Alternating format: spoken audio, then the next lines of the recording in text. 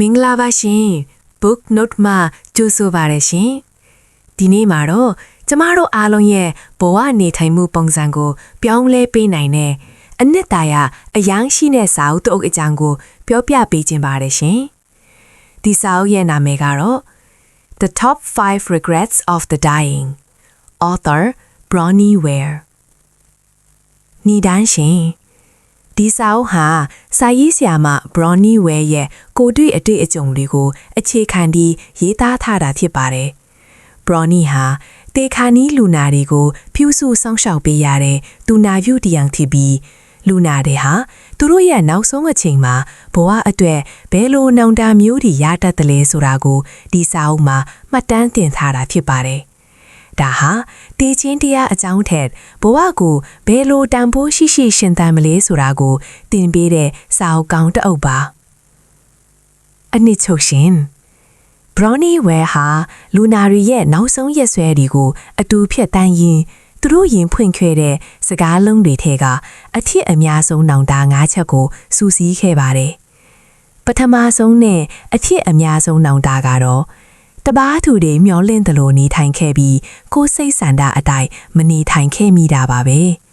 လူအများစုဟာသူတပားအကြိုက်လိုက်ရင်းနဲ့ကိုယ့်ရဲ့အိမ်မက်တွေကိုလွှတ်ချခဲ့ကြတာကိုနောင်တရတတ်ကြပါတယ်ဒုတိယအချက်ကတော့အလုပ်တွေအရန်လုပ်ခဲ့မိတာပါအထူးသဖြင့်အမျိုးသားလူနာအများစုဟာအလုပ်နောက်ပဲလိုက်ရင်းမိသားစုနဲ့ကလေးတွေရဲ့ကြီးထွားလာမှုကိုမမြင်တွေ့ခဲ့ရတာဇနီးတန်နဲ့အချိန်မပေးနိုင်ခဲ့တာတွေကိုနောင်တရကြပါတယ်တတိယအချက်ကတော့ကိုယ့်ရဲ့ခံစားချက်တွေကိုပွင့်ပွင့်လင်းလင်းမပြောခဲ့မိတာပါပတ်ဝန်းကျင်နဲ့အဆင်ပြေအောင်ကိုယ့်ရဲ့တကယ်ခံစားချက်တွေကိုမျိုးသိပ်ထားရင်းနဲ့စိတ်ပင်ပန်းမှုတွေနဲ့ပဲဘဝကိုကုံဆုံးခဲ့ကြတာပါစတုထအချက်ကတော့သူငယ်ချင်းဟောင်းတွေနဲ့အဆက်အသွယ်မပြတ်အောင်မနေခဲ့မိတာဖြစ်ပါတယ်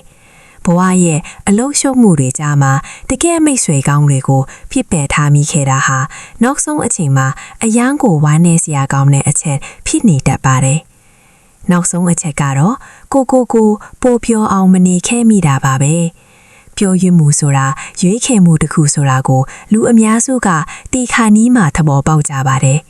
အကျင့်ဟောင်းတွေဘဝရဲ့ပုံသေးကားချက်တွေထဲမှာပဲပိတ်မိနေခဲ့လို့ကို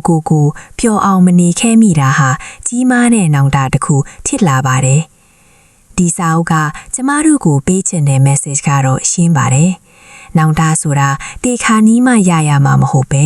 အခုကတည်းကအမားတွေကိုပြင်ဆင်ပြီးအတိတ်ဖေရှိတဲ့ဘဝကိုတည်ဆောက်ဖို့တိုက်တွန်းထားတာဖြစ်ပါတယ်သင်ခန်းစာရှင်ဒီစာအုပ်ကနေရရှိတဲ့အထူးသင်ခန်းစာ၃ချက်ကတော့ပထမဆုံးကိုယ့်ရဲ့စိတ်ဆန္ဒကိုဦးစားပေးပါသူတစ်ပါးအမြင်ထက်ကိုယ့်ရဲ့ပျော်ရွှင်မှုနဲ့အိမ်မက်တွေကိုတန်ဖိုးထားပြီးရှင်သန်ပါဒုတိယအချက်ဟန်ချက်ညီနေထိုင်ပါ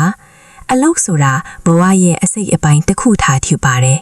မိသားစုမိတ်ဆွေအပေါင်းအသင်းနဲ့အချိန်ပေးဖို့ဘယ်တော့မှမမေ့ပါနဲ့တတိယအချက်ပျော်ရွှင်မှုကိုရွေးချယ်ပါပျော်ရွှင်မှုဆိုတာအခြေအနေတွေအပေါ်မှာပဲမူတည်နေတာမဟုတ်ပါဘူးကိုယ့်ရဲ့စိတ်နေစိတ်ထားနဲ့ရွေးချယ်မှုအပေါ်မှာလည်းမူတည်နေတယ်ဆိုတာတတိပြုပါဒီစာအုပ်လေးကိုဖတ်ပြီးသို့မဟုတ်နားထောင်ပြီးတဲ့အခါသူငယ်ချင်းတို့လည်းနောင်တကင်းတဲ့ဘဝလေးကိုပိုင်ဆိုင်နိုင်ပါစေလို့ဆုတောင်းပေးလိုက်ပါတယ်ရှင်